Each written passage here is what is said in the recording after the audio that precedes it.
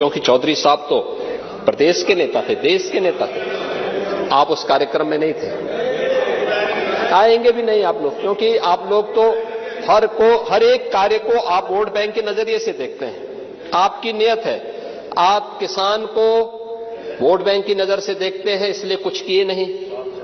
आप दलितों को वोट बैंक की निगाह से देखते हैं, इसलिए कुछ बोलते नहीं।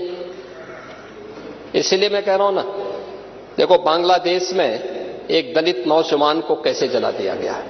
आप लोग गाजा पट्टी में होने वाले किसी भी उस पर आंसू बहाते हैं, लेकिन आपकी जबान से एक शब्द नहीं निकल रहा है, क्योंकि एक दलित नौजवान मारा गया बांग्लादेश में, और उस नौजवान के मरने पर आपकी जबानें सिल चुकी हैं, क्योंकि आप उसको केवल वोट बैंक के रूप में इस्तेमाल करते हैं। ये राजनीति नहीं है पांडे जी, ये राजनीति नहीं है, ये वो सच्चाई है जो आपकी तुष्टीकरण की नीति है, जिसके कारण बांग्लादेश बना है। अगर बांग्लादेश पाकिस्तान नहीं बना होता, इस तरीके से हिंदू नहीं जलाया होता, और जलाता तो फिर उसकी क्या दुर्गति होती यह वह भी जानता। ये सुरक्षा की गारंटी, वहां मारे जा रहे हैं हिंदू, आप लोग नहीं बोलेंगे। एक कैंडल मार्च निकाल के चलते हैं गांजा के मुद्दे को लेकर के, लेकिन पाकिस्तान और बांग्लादेश में हिंदू मारा जाता है तो आपके मुंह बंद हो जाते हैं, क्योंकि मरने वाला हिंदू है, दलित है, आप बोलेंगे नहीं। और यही सच्चाई है।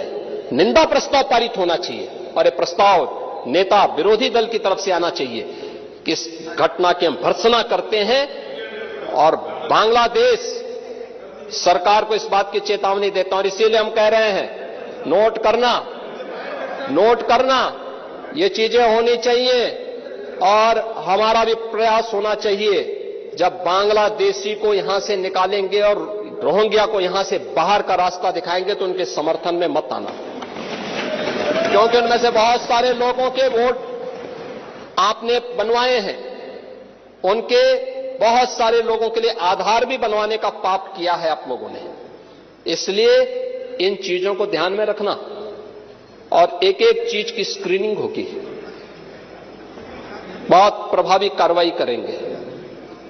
हमारे ही देश में रह करके ही हमारे लोगों के खिलाफ अपराध, और वहां पे निर्दोष हिंदुओं पर अत्याचार करोगे, निर्दोष सिखों पे अत्याचार करोगे, ये स्वीकार्य नहीं हो सकता है। और यही आप करते हैं कि किसानों के बारे में भी आपका आचरण यही है।